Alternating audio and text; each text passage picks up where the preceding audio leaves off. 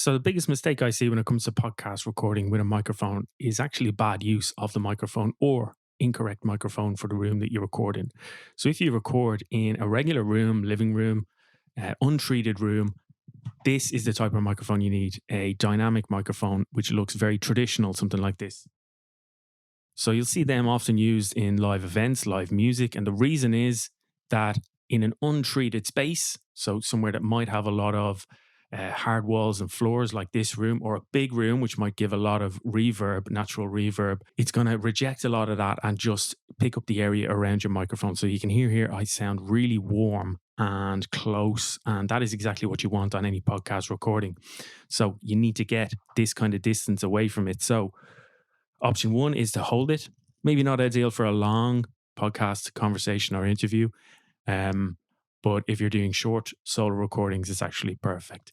The second option then is to buy some sort of adjustable arm, which they don't cost a lot. And you can then position it perfectly. If you're on camera as well, you can get it in a perfect position for a good recording. But you need to be close to the microphone, and it's the biggest mistake people are making in podcast recording.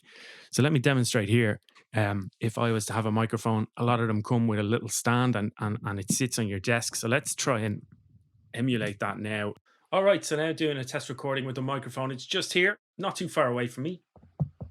I can touch it right here, but you're getting a completely different sound. So I see this and hear this in podcasts all the time. Welcome to this week's podcast. My name is Bren, and on this week's episode, we're going to be talking about the best microphones and how to use them correctly, as opposed to welcome to this week's podcast. My name is Bren, and on this week's show, we're going to be talking about the best microphones to use for podcast recording and how to use them correctly. Now, just listen to the difference. That sounds warm and professional. And remember that 75% of people do listen to podcasts with their headphones or earphones. So you want to sound good. It's representing your brand. Like I said, a rule of thumb, if you're on video or using something like Riverside FM, if you have a microphone and you can't see it, it's too far away. It needs to be right up close if you want to get the benefits of a microphone. Otherwise, there's actually not much point in having a microphone because you're just going to sound like you would if it was being picked up by your webcam or your inbuilt laptop microphone. Now, if you can't get a microphone like this close to you, there is an alternative option, which I'm going to show you, which is to use a headset microphone. So I'm going to plug this in and we're going to see how this sounds compared to this. So we're switching from this dynamic microphone, no longer using that. One way to make sure we're not using it is to tap, and I don't see any levels coming through. So I know that's not on. Whereas we're now using this headset mic. And this is a great option if you can't get the microphone close to your mouth. You'll be able to hear in the recording when I didn't have the microphone near to me that this in comparison is way better. This headset mic will cost you about $25, $30 or euro. And it's a great option because it follows you everywhere. So if you want to be on a podcast call and move your head around or react, the sound is going to be very consistent.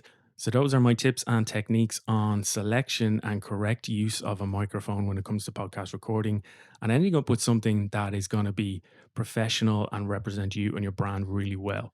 So number one, go for, if you can, a dynamic microphone, something that looks like this. Number two, make sure you get close to it because the further it moves away, the worse it's going to sound. I wouldn't go for a condenser microphone. I would stay away from anything to do with Blue Yeti. Don't go for the most expensive microphone. These sound great when used. $100. They sound fantastic. Samsung Q2U is the selection if you want to go USB. And then alternatively, you could go for a headset microphone, which will cost you about $25 to $30. And the beauty of it is it's going to follow you everywhere. You won't need to worry about where the positioning is. And that is how you're going to get really good sound on your podcast.